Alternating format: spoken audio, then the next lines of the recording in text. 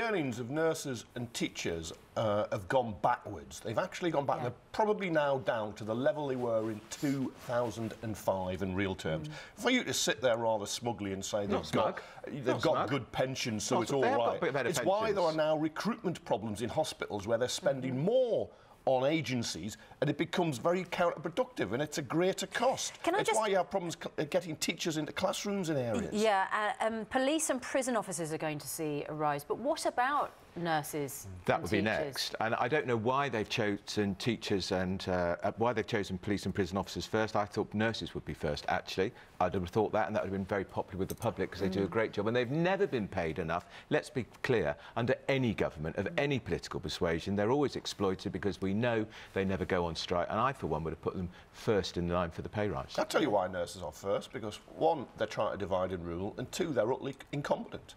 And we saw again, you do not announce the lifting of the cap and think 1.7% is a bonanza. On the day, inflation, retail prices index is 3.9. You emphasise how little you're giving them and why their grievance will continue and why there is, understandably, a backlash. So what about this threat of not just strikes, but illegal strikes? Andrew? Terrible. Because what they want to do, I think this is not about looking after public interests of public sector workers. This is about political advantage. The big trade unions say they're going to go on strike unless there are a pay rise of 5%. They will go illegal strikes where there is no call for industrial action, and they're trying to cause problems for the Conservative government. What makes them illegal? No, they're not.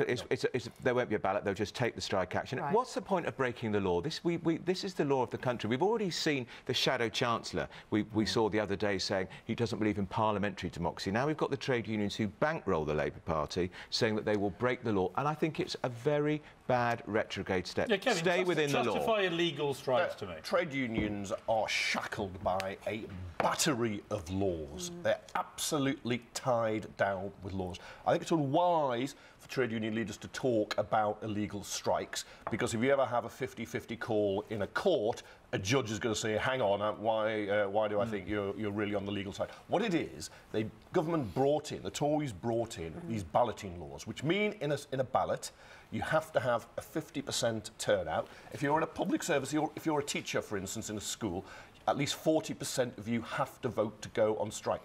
You apply these rules to Brexit, only 37% of the country voted for Brexit. We wouldn't be having Brexit if we imposed the same rules. Are the egos of some of these union leaders a little out of hand? Yes. Len McCluskey compared himself to Nelson Mandela. And Mahatma Gandhi. Right. I mean, two very peaceful Kevin, men. I know you like these guys. Yeah. I'm the new Nelson Mandela, says Len. It was a slightly tongue-in-cheek. No, it wasn't.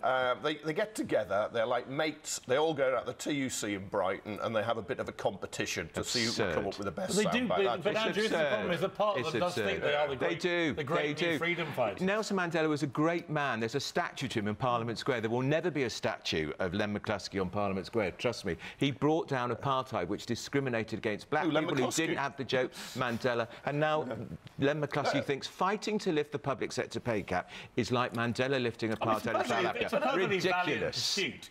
I just have a problem when they start to endorse illegal strikes. I don't think any body of that nature in this country should be encouraging breaking the law. But come on, if you think laws are absolutely unfair and they've been put there for a discriminatory purpose, which the Tories hate trade unions, and they've deliberately gone out in a very undemocratic, anti-democratic way. The law of the land. The law of the land. No, I think you have to take the consequences if you do, but challenging laws as being part of British democracy. I think it's unfair I can't go to my local shop and steal all the sweets, right?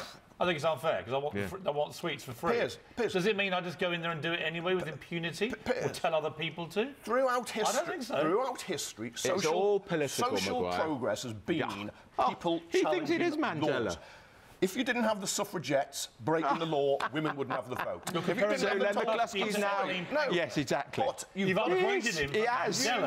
Emily. Absurd. You have to put it in the context. If you think a law is unfair, you have to challenge it. Are they going to put a statue? Are they going to put a statue to McCluskey on Parliament Square? There's a lot. Next to Mandela. Next to Mrs. Pankhurst. You can mock as much as you like. I am mocking. It's absurd. There are a lot of very low-paid He's a militant thug. He's not a great campaigner. He's a militant thug. Intimidated workers in Britain who want the help of a trade union and the protection of a trade union. So we can mock him, but there are lots of people who The argument get over helped. the illegal strike action has rather overshadowed has. the fact that these public sector workers who do deserve an a pay rise. absolutely incredible Quite job right. deserve a proper pay rise. They do, but there is a balance to be struck between their right to a pay rise and the need of the country not to bankrupt itself. Exactly. It's a delicate juggling act, isn't it? It is. Don't worry, Nelson Mandela's on the case. Hang on, but we're not...